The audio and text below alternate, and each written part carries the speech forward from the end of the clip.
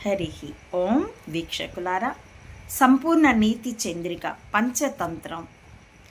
ఇది కొంత జటిలమైన తెలుగుతో ఉన్న అందులో ఉన్నటువంటి నీతి మనకి కామన్ సెన్స్ని, ఇంగిత జ్ఞానాన్ని, లాజికల్ సెన్స్ని పెంచుతుందండి.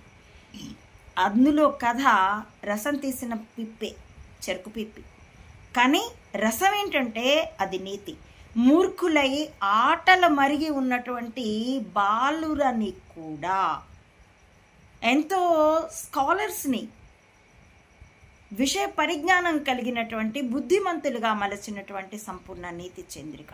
కాబట్టి దీన్ని మీతో పంచుకుంటానని, తెలుగు కొంచెం జటిలంగా ఉన్నా అమ్మ మాటలు మనకు అర్థం కాని వయసులోనైనా అమ్మ ముఖంలోకి చూస్తూ సంతోషిస్తూ నవ్వుతూ అమ్మని ముఖం మీద ముద్దులాడుతూ మనం అమ్మ మాటలు వింటాం.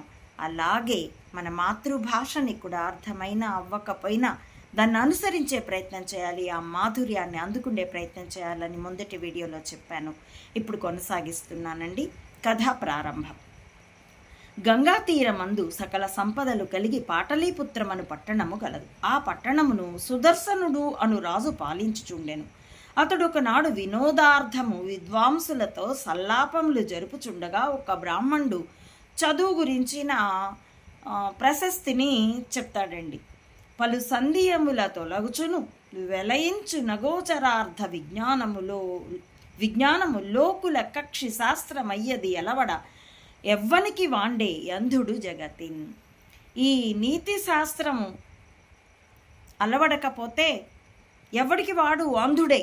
కాబట్టి దీన్ని అలవరుచుకోవాలి అని ఈ పాటలీపుత్రం, ఇప్పటి పాట్నా అండి, దానికి రాజు సుదర్శనుడనే అతడి సభలో అతడు పండిత ఘోష్ నిర్వహిస్తూ ఉండగా ఒక పండితుడు అన్నాడు అని ప్రస్తావవశముగా ఆ పద్యం అంటే ఈయన ఏమనుకున్నాడంటే, ఆ పద్యములు రాజు విని చదువులేక మూర్ఖులై సదా క్రీడాపరాయణులై తిరుగుచున్న తన కొడుకులను దలచుకొని ఇట్లని చింతించే. కొడుకులు చదువు సంధ్యలు లేకుండా కేవలం ఎప్పుడు ఆటపాటలు, అంటే ఇప్పటి రోజుల్లో చెప్పాలంటే పబ్జీలు ఆడుకుంటూ వీడియో గేమ్స్ ఆడుకుంటూ కూర్చున్నారు. వాళ్ళని చూసి ఈయన చింతించే, దిగులు పడుతూ ఉన్నాడు. ఏమని మనసులో అనుకుంటున్నాడంటే, తల్లిదండ్రులు చెప్పినట్లు విని చదువుకొని లోకుల చేత మంచివాడనిపించుకున్నవాడు బిడ్డడు గాని తక్కినవాడు బిడ్డడా? చుట్టుప్రక్క జనాల చేత కీర్తింపబడ్డాలి, పలానా వాడి పిల్లవాడు బాగా చదువుకున్నాడు అనిపించుకోవాలి. అలాంటి వాడు బిడ్డడు కానీ లేనివాడు పిల్లాడా, కొడుకా, కూతురా, సంతానమా అవుతుందా? మూర్ఖుడు కలకాలము తల్లిదండ్రులకు దుఃఖము పుట్టించుచున్నాడు. అట్టివాడు చచ్చినా తల్లిదండ్రులకు దుఃఖము నాటితోనే తీరుచున్నది.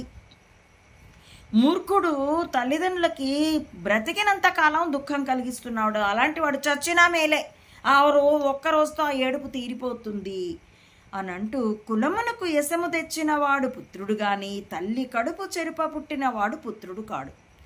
ఆ వంశానికి, ఆ కులానికి, వారి పరివారానికి పేరు తెచ్చేవాడు కొడుకు గాని తల్లి కడుపు చెరపబుట్టినవాడు కొడుకు అవుతాడా? కొడుకైనా కూతురైనా ఒకటేనండి. ఇక్కడ కొడుకుని రిఫర్ చేశారు అంతే. కాబట్టి మళ్ళీ ఓమనిస్టులు, స్త్రీ ఉద్యమకారులు ఈ నీతి చంద్రిక మీద నా మీద దాడి చేయకుందురుగాక. నా మీద దాడి చేస్తే నాకేం పట్టదు, నీతి చంద్రిక మీద దాడి చేస్తే దాన్ని స్ప్రెడ్ తగ్గించి జనాలకి శాస్త్ర సంపద చేరకుండా చేసిన వాళ్ళు అవుతారు. ఇంకా ఈయన సుదర్శనుడు మనసులో కొనసాగించుకుంటున్నాడు ఆలోచనలని. గుణవంతులలో ప్రథమగణ్యుడు గాని కొడుకును కన్న తల్లి కంటే వేరు గొడ్రాలు కలదా? గుణవంతుడైన పుత్రుడొకడు చాలును. మూర్ఖులు నూరుగుర వలన ఫలమేమి? ఒక్క రత్నముతో గులకరాళ్ళు గంపెడైనా సరిపోవు. ఎంత చక్కగా అంటున్నాడంటే, ఇంకా ఏం ఆలోచిస్తున్నాడు అన్నది తదుపరి వీడియోలో కంటిన్యూ చేస్తానండి. ఒక్క రత్నంతో గంపడి గులకరాళ్ళైనా సాటొస్తాయా? ఒక్క రత్నాన్ని అమ్మితే కొండలనే కొనవచ్చు, ఇంకా ఒక గంపడి గులకరాళ్ళే ఉంది. ఇది మనకి ఎన్ని చోట్ల నిరూపితం అవుతుంది. ఒక్క భీమసేనుడు 100 కౌరవుల్ని, ఒక్క రత్నం 100 గులకరాళ్ళు. ఇంకా ఈ మాట మార్కండేయ మహర్షి చరిత్రలో ఆ తల్లిదండ్రుల్ని, మృకాండ మహర్షిని ఈశ్వరుడు బ్రహ్మదేవుడు దేవుడు ప్రత్యక్షమైనప్పుడు అడుగుతాడు, మీకు ఎలాంటి కొడుకు కావాలి?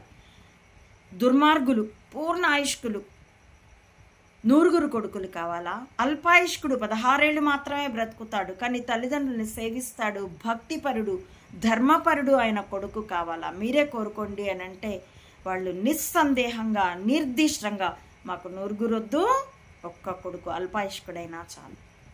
ఆ అల్పాయుష్కుడే బుద్ధిమంతుడు, ధర్మపరుడు గనక తపస్సు చేసి చిరంజీవి అయినాడు. ఇది ఒక్క రత్నం. 100 గులకరాళ్లతో 100 గులకరాళ్ళు పనికిరావు. ఇదే మార్కండేయ మహర్షి చరిత్రలో ఒకసారి మహర్షులంతా కూర్చొని ఉండగా నారద మహర్షి వస్తాడు. మార్కండేయుడికి నమస్కరిస్తే మిగతా వాళ్ళు అడుగుతారు, అదేమిటి నారద మహర్షి, మీరు ఎప్పటి నుంచో ఉన్నవారు, యుగ ప్రారంభంలోనే, మరి ఈయన ఇది మహాయుగం కల్ప ప్రారంభంలోనే ఉన్నారు మీరు, ఈయన ఇటీవల వాడు మార్కండేయునికి నమస్కరిస్తున్నారేమి అని అంటే నారదుడు అంటాడు, అయ్యా మనం ధాన్యం కొలిచేప్పుడు చాట్లో వేసుకొని పొట్టు తాలు అంతా ఎగరగొట్టి గట్టి గింజల్నే మనం కొలుస్తాము.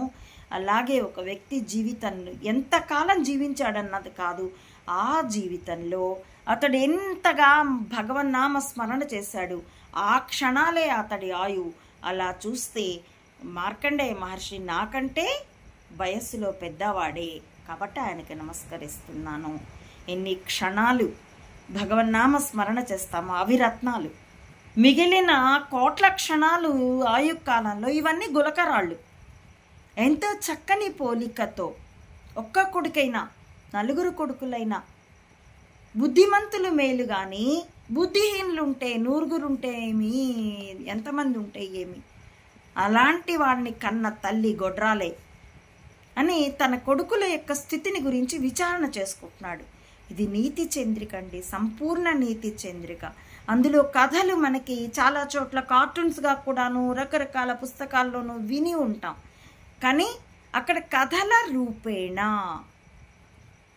మనకి స్వీట్ కోటెడ్ ట్యాబ్లెట్స్ లాగా కథల రూపేణ మనకి ఇంగిత జ్ఞానం, లౌకిక జ్ఞానం, తద్వారా ఆత్మజ్ఞానం వైపుకి ప్రయాణం ఈ విధంగా మనల్ని ఉత్తేజపరుస్తుంది. కాబట్టి ఈ నీతి చంద్రికని మీరంతా ఆదరించాలని ఆచరించాలని ఆశిస్తున్నాను. నా ఈ వీడియోల కంటెంట్ మీకు నచ్చితే please like, share and recommend my channel to others and subscribe it. Please support Amma Odi Mata Anantananda to spread the truth of either spying or spirituality. Thank you for watching.